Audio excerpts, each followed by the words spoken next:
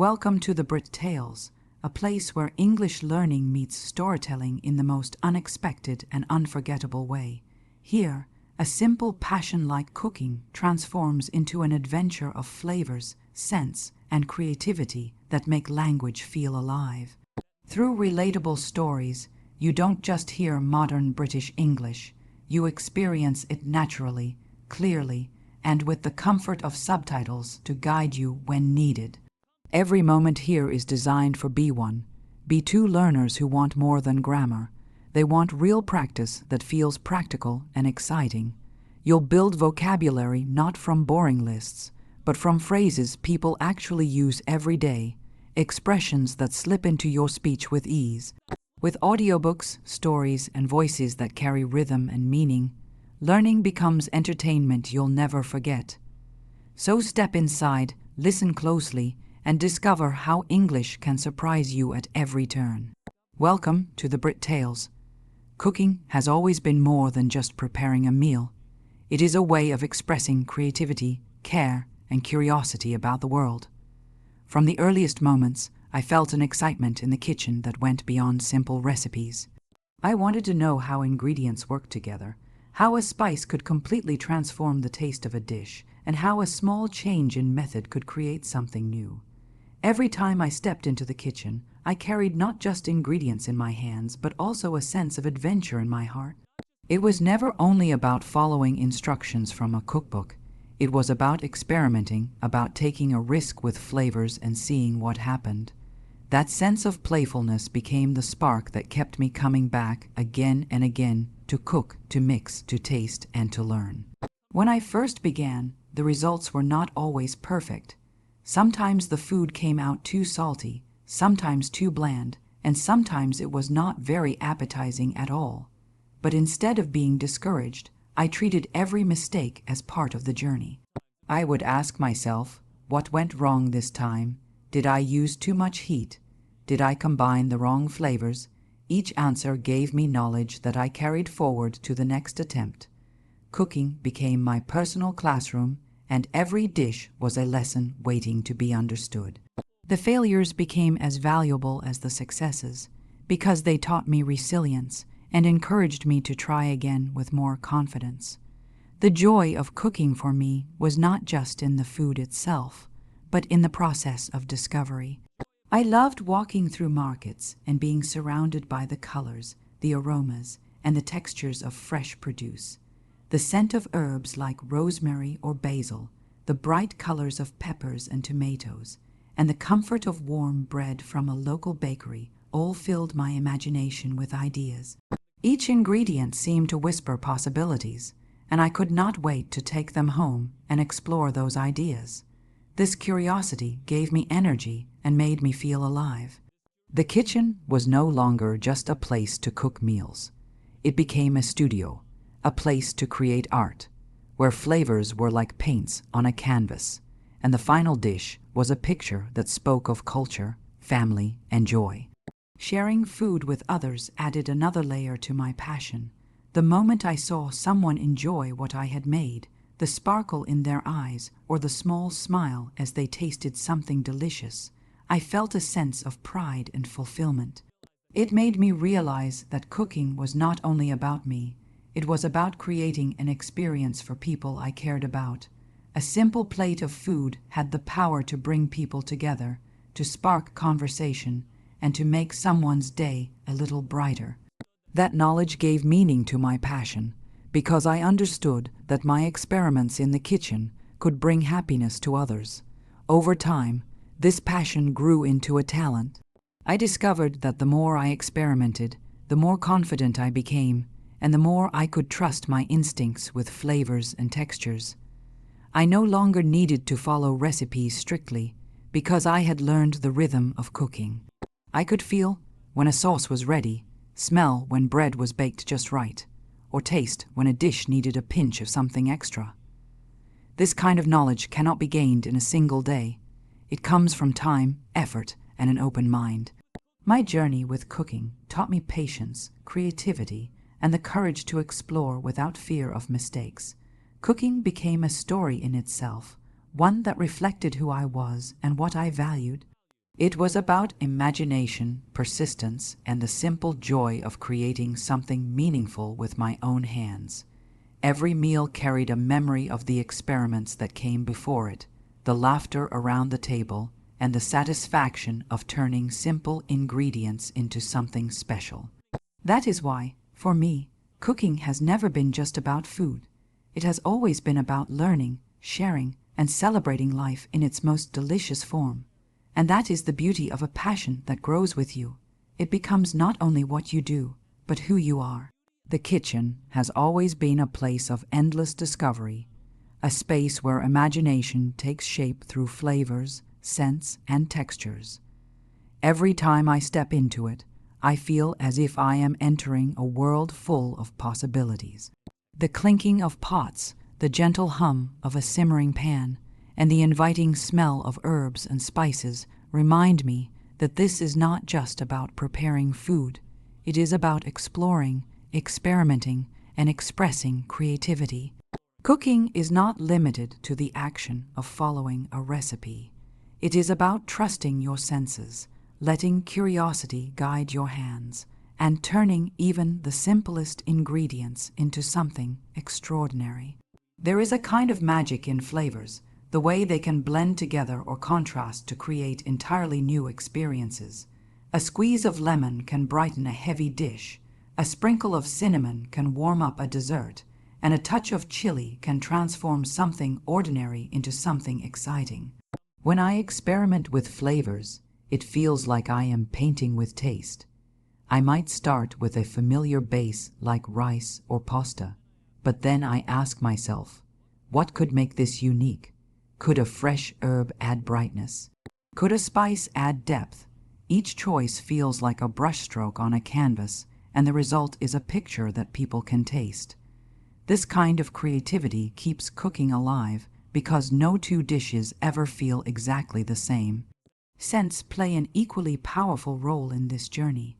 The fragrance of garlic sizzling in olive oil, the sweetness of vanilla rising from the oven, or the comforting smell of bread as it bakes. These are not just aromas. They are experiences that touch emotions and bring back memories. The moment a certain scent fills the room, I am transported to another time, another place, sometimes even to my childhood or to a family gathering. Scents connect us deeply to food, because before we even taste a dish, we already know something about it through the air we breathe in. That anticipation adds excitement, and it is why I love experimenting with aromatic ingredients. Every spice, every herb has its own voice, and together they create a harmony that speaks without words. Creativity in the kitchen is not only about combining ingredients, but also about being willing to take risks.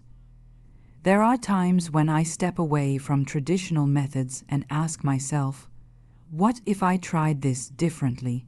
Perhaps I swap an ingredient, or perhaps I blend flavors from different cultures into one dish. Sometimes it works beautifully, and sometimes it does not. But even the mistakes become lessons. I discover that even when the dish does not look or taste as planned, it still carries the spirit of creativity, and that spirit drives me forward. In those moments, I realize that cooking is not about perfection. It is about expression. What excites me most is that creativity in cooking never really ends. With every new ingredient I encounter, with every new dish I try, a whole new set of ideas begins to form. Walking through a market or simply opening the fridge can spark inspiration.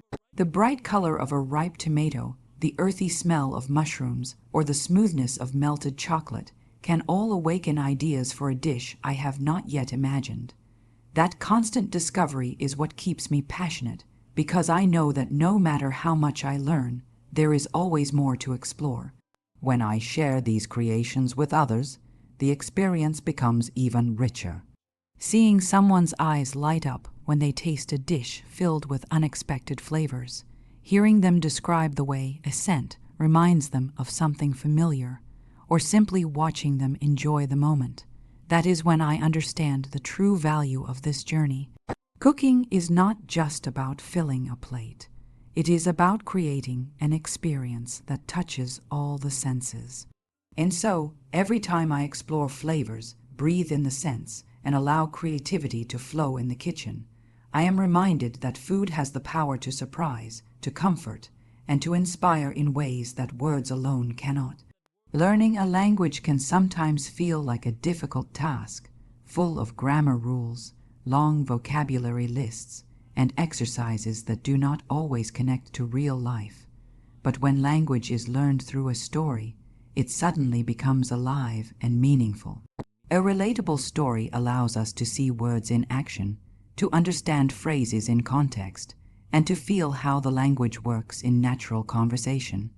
Instead of memorizing sentences that have no emotion, we follow characters, we live their experiences, and we discover English as if we are walking alongside them. This approach makes learning modern British English not only easier, but also more enjoyable, because it feels less like studying and more like being part of something familiar. Modern British English is best experienced in situations that reflect everyday life. A story about cooking, family, friendship, or personal growth contains language that we actually hear in real conversations. These are words and expressions that people use naturally, not just the kind found in textbooks. When I hear a character ask, "Shall we try this?" or say, "That smells delicious," I know these are phrases I can use myself in real life. They are simple, practical, and immediately useful. This is why stories are powerful. They connect language to daily experiences, making it easier to remember and apply.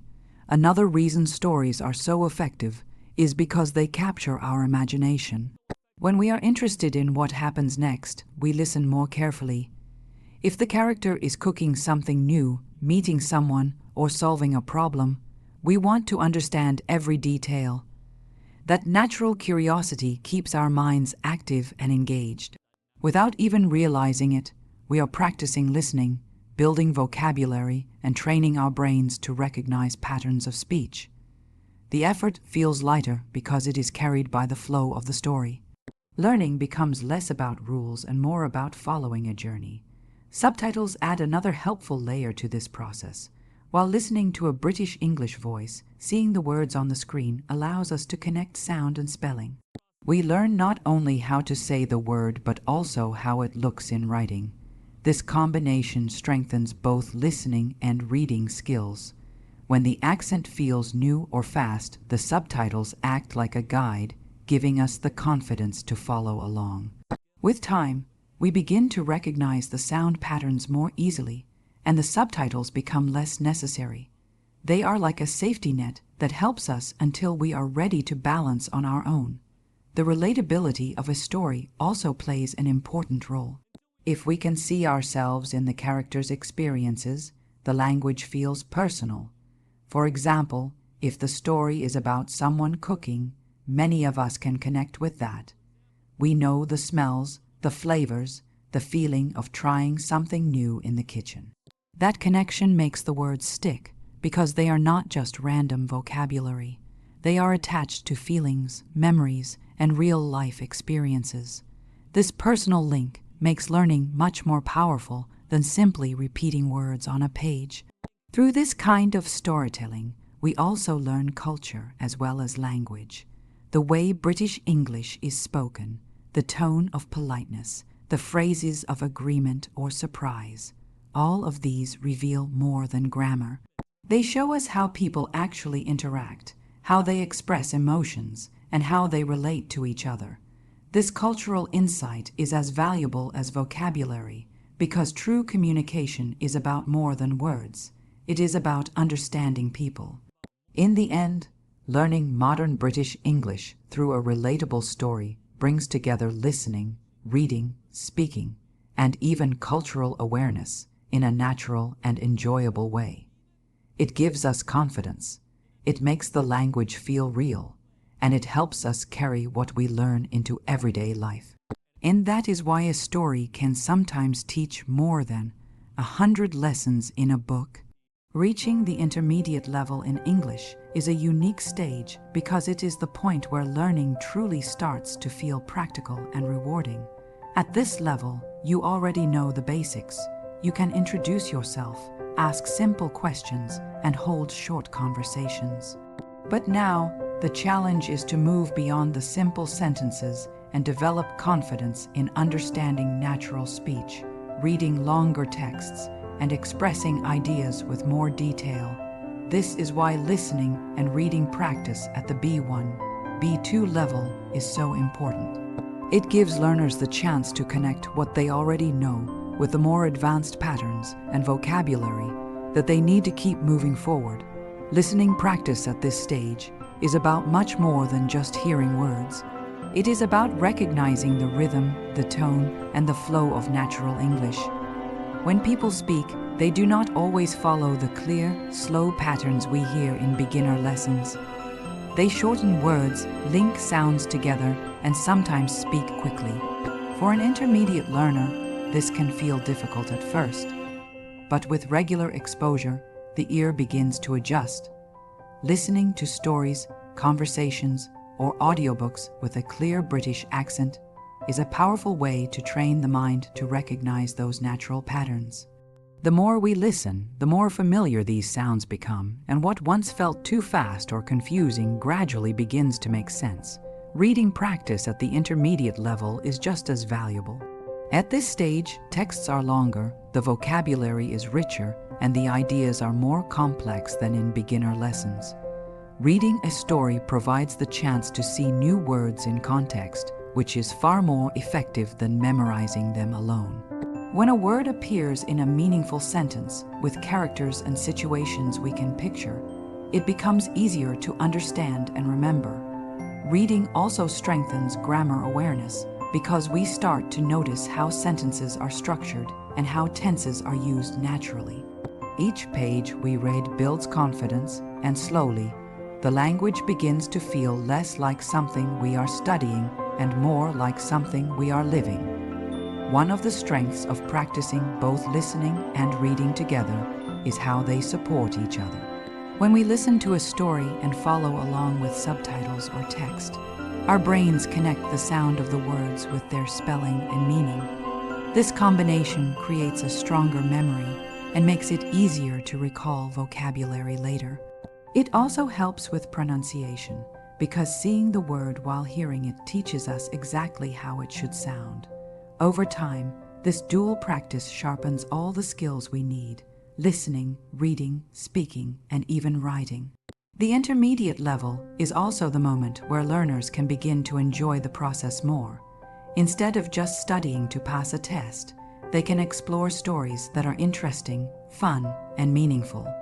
A cooking story, for example, is not only about language. It is about food, creativity, and experiences that many people can relate to. When the topic feels familiar, the language feels easier to understand because we already have knowledge to connect it with. That connection makes practice more natural and less like work. At B1-B2, mistakes still happen, but they are part of the learning process. What matters most is listening every day, reading often, and giving the brain as many opportunities as possible to hear and see English in action. Each practice session builds fluency step by step, and with time, the progress becomes clear. Learners begin to understand conversations more quickly, follow stories with less effort, and feel more confident when speaking or writing in their own words. This is why intermediate listening and reading practice is so powerful. It is the bridge between basic communication and true fluency, the stage where learners not only study English but start to live it. One of the most exciting parts of learning a language is discovering how to use real phrases and expressions that people actually say in everyday life. Vocabulary on its own can feel dry and difficult to remember if it is only studied as a list of words. But when those words appear in full expressions, in conversations, and in meaningful situations, they become alive. Suddenly, we understand not just what the word means, but how to use it naturally, how to make it part of our own speech. This is the heart of building vocabulary at the intermediate level, taking words off the page and placing them into real, life context where they can be heard, spoken, and remembered. Real phrases are powerful because they connect directly to daily experiences. Think about how often we say things like "that looks delicious," or "I can't wait to try this." These are not complicated sentences, yet they carry warmth, emotion, and familiarity. When learners practice phrases like these, they are not only learning vocabulary, but also preparing themselves for real conversations. It means that when they step into a cafe, meet a friend, or describe an experience, they already have the right words ready. This makes communication smoother and more confident because it feels authentic, not rehearsed. Expressions also carry cultural meaning, which makes them even more valuable. In British English, phrases like "fancy a cup of tea" or "that's brilliant" are part of daily communication. They reflect not just the words, but also the tone and style of how people speak. Learning these expressions helps learners sound more natural and also understand native speakers better. Without them, conversations can feel incomplete because language is not only about grammar. It is about rhythm, emotion, and the small details that make speech feel alive. The beauty of learning vocabulary through phrases is that it helps memory. When we hear a new word in isolation, it often slips away quickly. But if we learn it inside a full sentence, especially one that has meaning to us, it sticks. For example, hearing the word "impressed" may not be memorable on its own.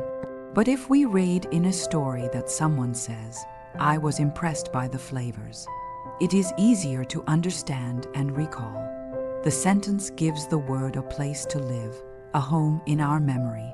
The more often we encounter it in stories, conversations, and practice, the stronger that memory becomes. Experimenting with phrases also builds confidence in speaking. When learners collect useful expressions, they have ready-made tools for communication. Instead of worrying about how to form a sentence in the moment, they can simply use what they have learned. If someone asks, "How was your meal?" being able to reply with, "It was absolutely delicious," feels smooth and natural. These small victories in conversation encourage learners to keep going because they see immediate results from their practice. Another advantage of focusing on phrases is that it teaches flexibility. Many expressions can be adapted to different situations. For example, learning "I'm looking forward to it" can be used in so many contexts: waiting for a meal, planning a trip, or meeting a friend. With one phrase, learners gain multiple uses, which saves time and expands their communication skills quickly. This flexibility is especially useful at the intermediate level because it allows learners to express themselves in richer and more varied ways without needing to know hundreds of single words. Stories are an excellent way to build vocabulary through real life expressions. When characters interact, they use the language we want to learn. They ask questions, they describe feelings, they give opinions. Following a story gives learners a chance to collect these expressions in context, to see how they work in natural conversation. Then, by repeating them aloud or using them in practice, the phrases become part of the learner's own voice. It transforms learning from memorization into real communication. Building vocabulary through real life phrases and expressions is not about studying harder, but about learning smarter. It is about listening closely, noticing patterns, and practicing in ways that feel natural and meaningful. Over time, this approach gives learners the confidence to not only understand English, but to use it freely, comfortably, and with genuine expression. And that is what makes a language truly come alive. There is something uniquely powerful about listening to a story being told in a clear British English voice, while having the subtitles there to guide and support the journey. An audiobook already has the ability to bring words to life through tone, rhythm, and expression. But when subtitles are added, the experience becomes even richer.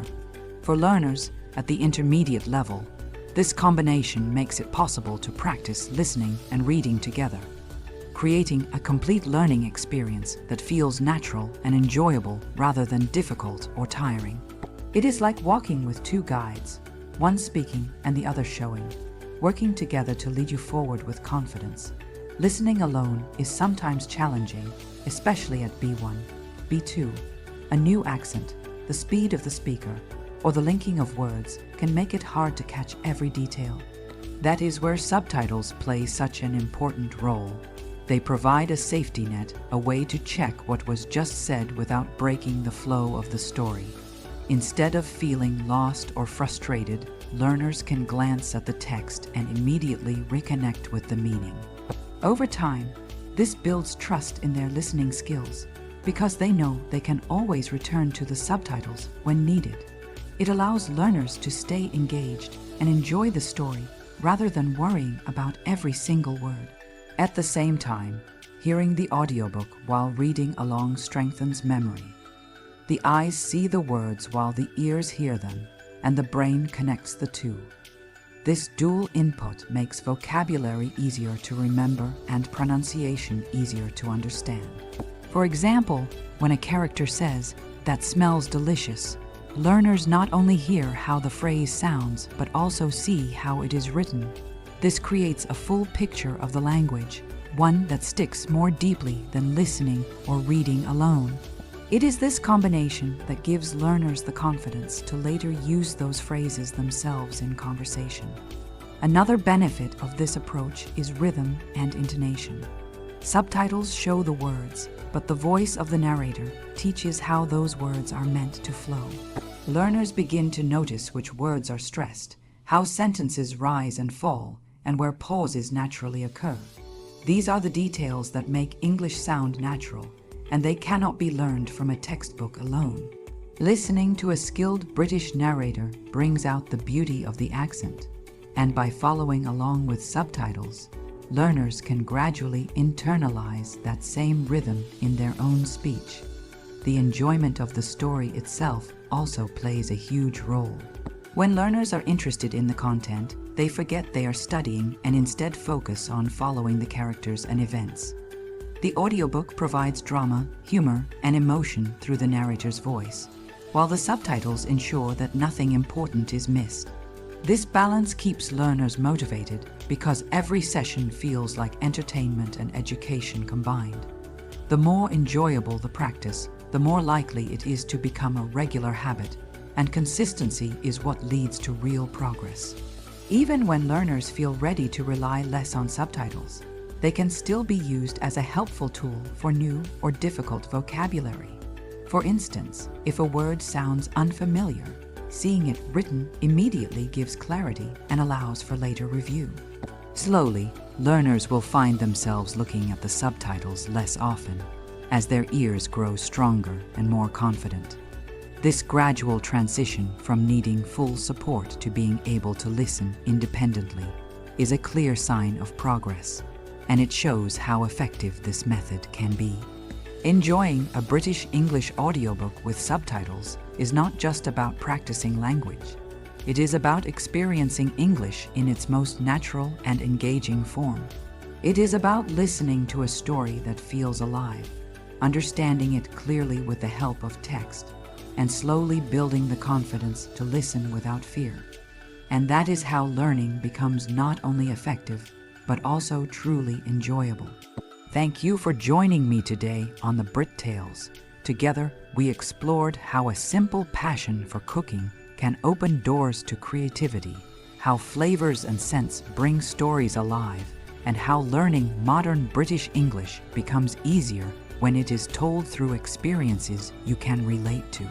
Each moment gave you a chance to practice listening and reading at the B1, B2 level, building confidence step by step.